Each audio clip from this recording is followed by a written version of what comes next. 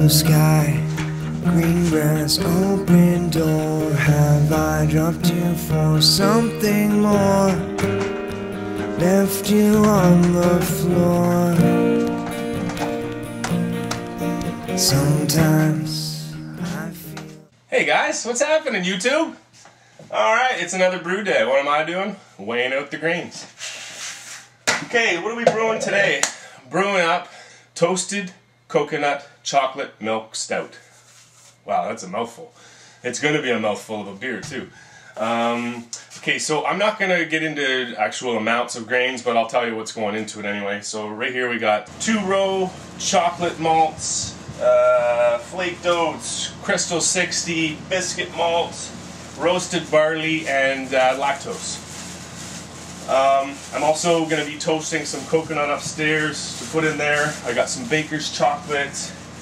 So this is the roasted barley. This is the last of the grains I have to weigh up. So there you go, total of 23 pounds approximately of grain, just about 23 pounds. Welcome to Brew Day toasted coconut chocolate milk stout. Cheers guys, I'll see you upstairs. There are times when we all grow. Okay guys, next step, we gotta crush these grains. In the meantime, I'm getting this garage warmed up. It's middle of January, well, first week of January. January 6th to be exact. So it's minus, I think something like minus 10 or 11 outside right now. So I got the propane heater going, we'll get this garage warmed up and start getting some water up to temperature for my strike water. But yeah, just get the grains crushed here. 23 pounds going in the crusher with the drill. So I'll give you guys a little view of that anyway. It's kind of boring. Living with eyes open cause our love don't change and everybody hurts, everybody cries, everyone has seen the change and eyes don't lie. Holding to the truth, hoping it's the truth cause the change won't change the difference between you and I. Oh, you and I. The drill makes quick work of that, no? Oh, you I like and the drill. I. Anyways, see you guys in a few. Okay guys, strike water's heating. I poured it out of the tap as hot as I could and it's at 130 and it's only 10 degrees in the garage right now, Celsius. So it's going to be a while. Grains are ready. As soon as I get the strike water up, we'll go in. See you guys soon. Move and push and squeeze, then possibly a man. I couldn't understand the value of my friend. That's room temperature right now. And I eat a good flare. Okay guys, so strike water's up to temperature, just getting in the mash tun. Make sure all your valves are closed. Anyways, yeah, so in just a few minutes I'm going to let this mash tun kind of equalize the temperature and we should be ready to dough in. Alright, so okay guys, we're just a couple of degrees away from doughing in here. Beersmith is telling me that my mash temperature is going to be 150 and it tells me to dough in around 162. But I dough in a little hotter only because I have to count for a little more loss because of the cool temperatures. Now what I do is if I end up doughing in, get everything mixed in and put together, and I end up with a little bit too high of a temperature, I can just add some cold water. I'd rather be the temperature a little bit too high than too low. So again, I could just add some boiling water, or some cool water, sorry, and then bring that temperature back down to the right 150. What I have here is my toasted coconut that's going to go in the mash. I've toasted this in the oven. What I did for about 10 minutes, stirring it every couple of minutes, I did it at 350. And then I hit it broil for like 2 minutes, not even, and let that toast it right up. So that's all ready to go in the mash. I have all my grain here ready to go. So yeah, just a couple of minutes we'll be at the right temperature and we're doughing in. Okay, here we go, doughing in.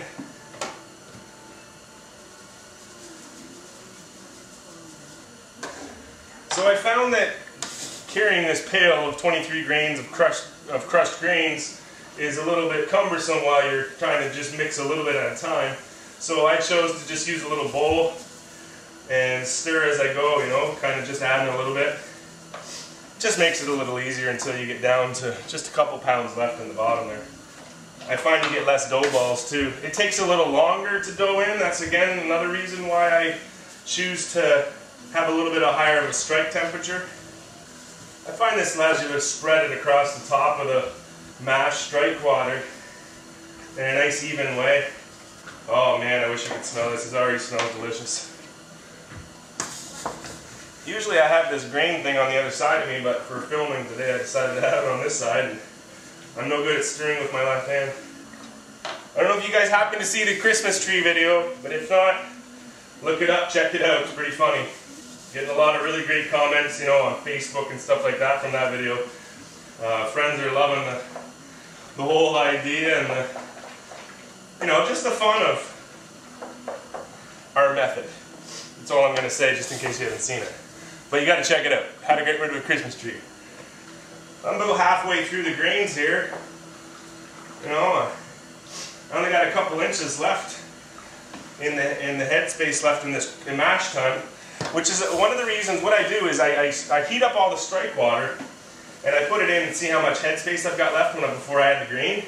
If I don't think that there's going to be enough room, I take out a couple of liters, you know, 3 or 4 liters, and then if I have the room at the end after I mash in and go in, then I put that water back.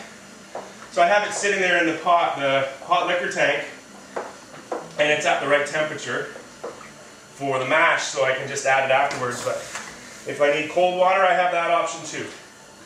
So I don't know, one of these little tip things, you know, just little tidbits of information.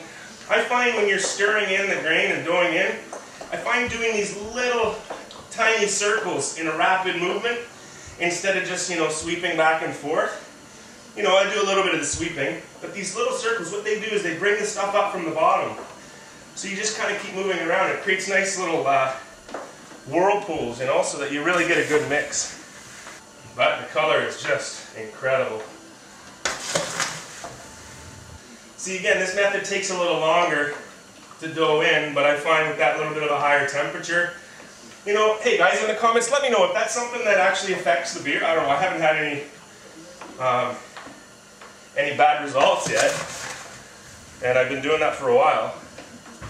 But if that's something that you know is not something you're supposed to do, then hey, let me know. Let me get this coconut in here.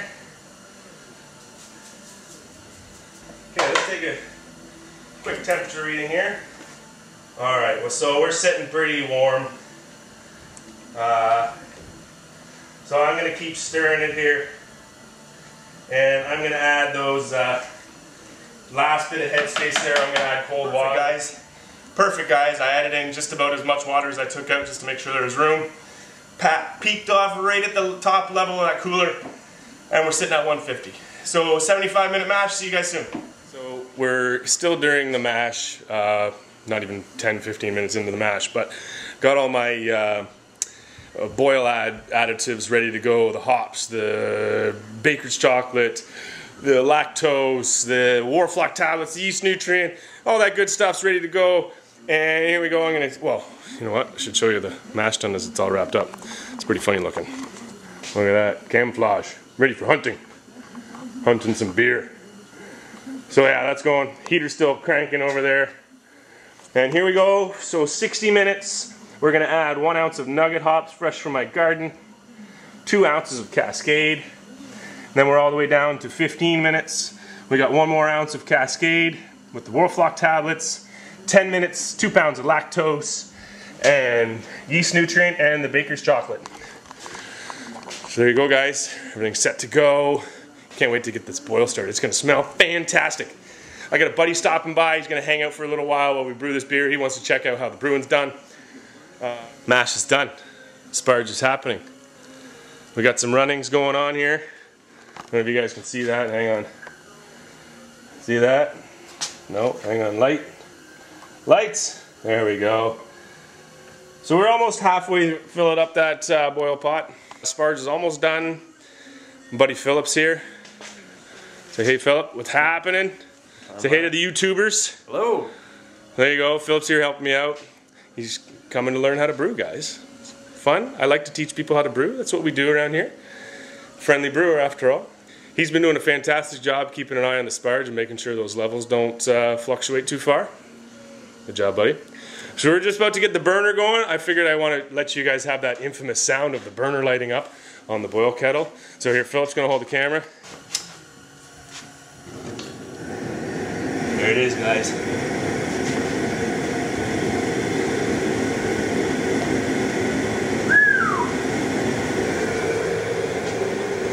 Where are we sitting for temperature right now, Philip? 148. 148 Fahrenheit. And our mash temperature was 150. I think that's pretty good. Lost a couple of degrees over that, you know, the cold temperature in this here in the garage. Anyways, guys, we'll bring you in on the boil once we get to the hop additions and all that fun stuff. Okay, YouTubers, I'm getting bad at this again. Forgot to bring you into the first hop addition. So, first hop addition, 60 minutes. We're doing a 90-minute boil, so 30 minutes gone by. We added 1 ounce of nugget hops, leaf hops, fresh from my garden. Well, not fresh, but vacuum sealed in the freezer.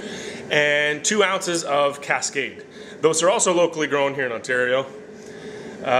So next hop addition is not till 20 minutes. That's not even a hop addition. That's toasted coconut going in the boil.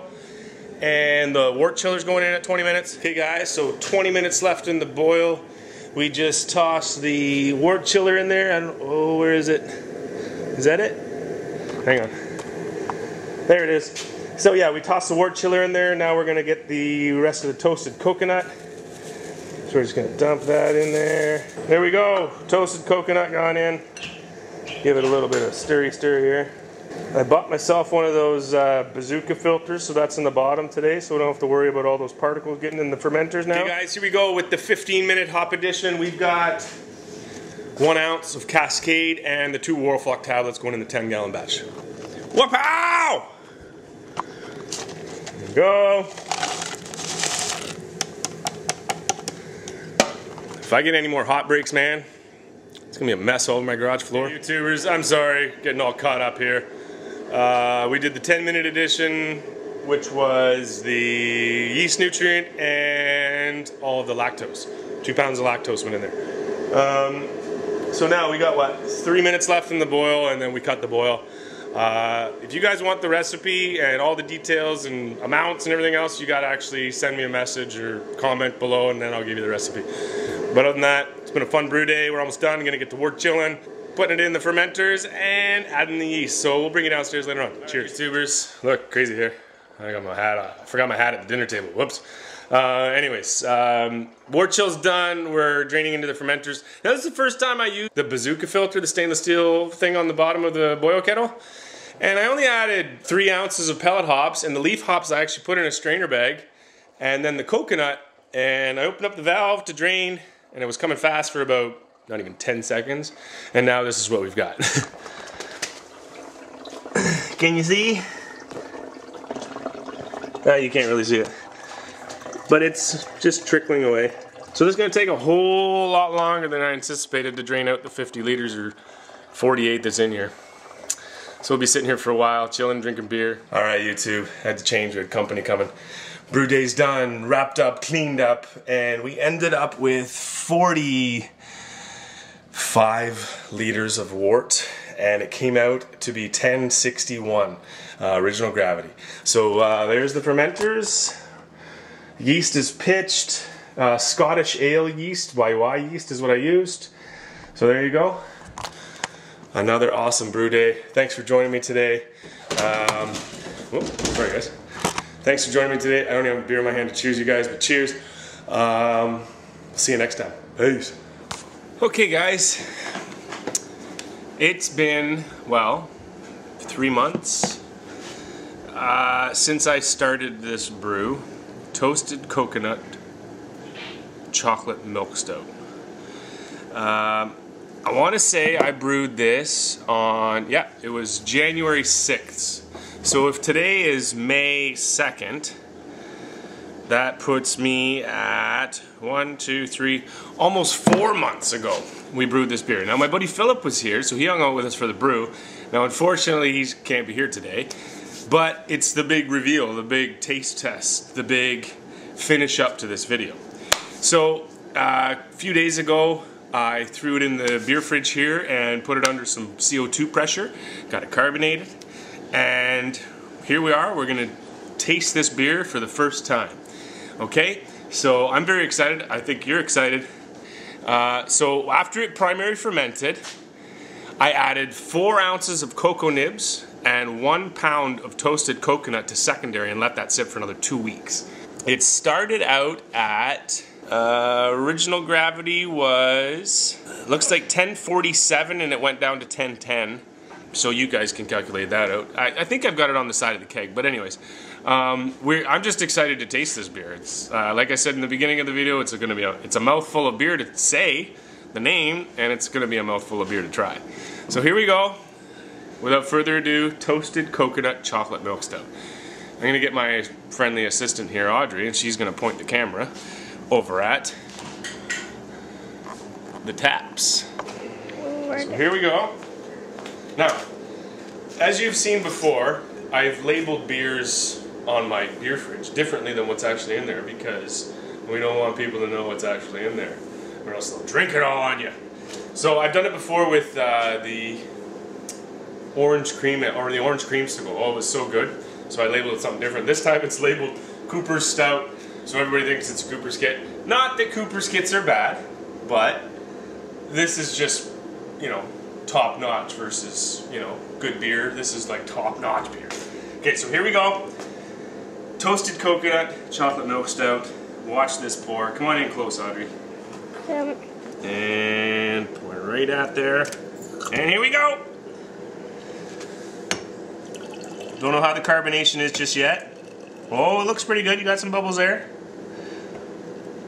Beautiful color. And of course we're going to use the biggest glass I own because that's just how we roll around here. When you're trying a beer for the first time, you got to use the big ones. So there we go. Big glass of toasted coconut chocolate milk stout. Alright, so there's our big glass of toasted coconut chocolate milk stout. And in good old Craig Tube fashion, I was just watching some Craig Tube. And actually I'm brewing right now. I'm recording a little video for it, so you guys will see that later on. I'm brewing up a coffee cream ale. Secondary, we're gonna add some lactose and a pot of brewed coffee. Make sure that's chilled for 24 hours, but yeah, it's gonna be an exciting beer. Anyways, the first time brewing that, and this is the first time tasting this. I'm so excited, guys. I hope you are too. I'm gonna do my best to give you a proper review, even though I'm not one of those beer review guys, but here we go. I'm gonna try and do the old Craig Tube salute to the beer. Here we go.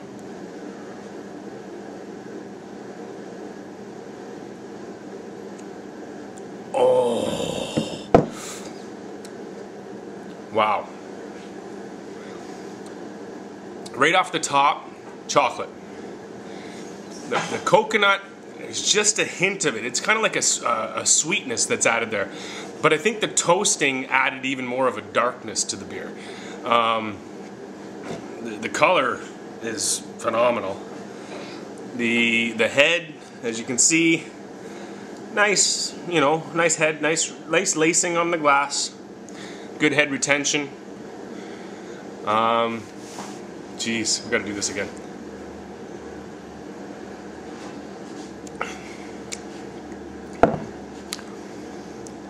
Quite a bitterness. In the secondary, I think I said it, I put cocoa nibs. So I went to the superstore there and bought organic cocoa nibs. Now cocoa nibs, instead of baker's chocolate, cocoa nibs are just pure cocoa beans that have been, I think they've just been shelled. Anyways, so it's going to add that bitterness too. Now there wasn't a lot of hops in this one. Let me just take a look here. No, there was only 1 ounce. Sorry, 2 ounces of Cascade at 60 minutes and 1 ounce of Cascade at 15 minutes. Oh, and I added 1 ounce of Nugget, my leaf hops, at 60 minutes as well. So I guess the hops are adding that, you know, aroma.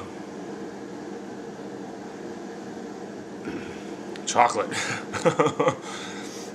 The milk, the lactose in there is adding quite a bit of a nice mouthfeel, a nice smoothness, and the sweet and the bitter really balance out together. This is a fantastic beer, guys, and it is a mouthful of beer.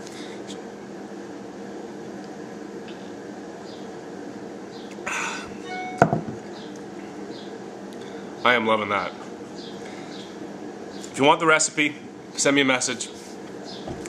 I'll send you exactly what I did. Cheers, guys. Thanks for watching the video.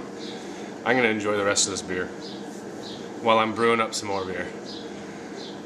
Nothing like it, guys. Sitting out here on a May Saturday afternoon, sun shining, garage doors are open, and we're just hanging out, brewing beer and drinking beer. Cheers, guys. See you next time.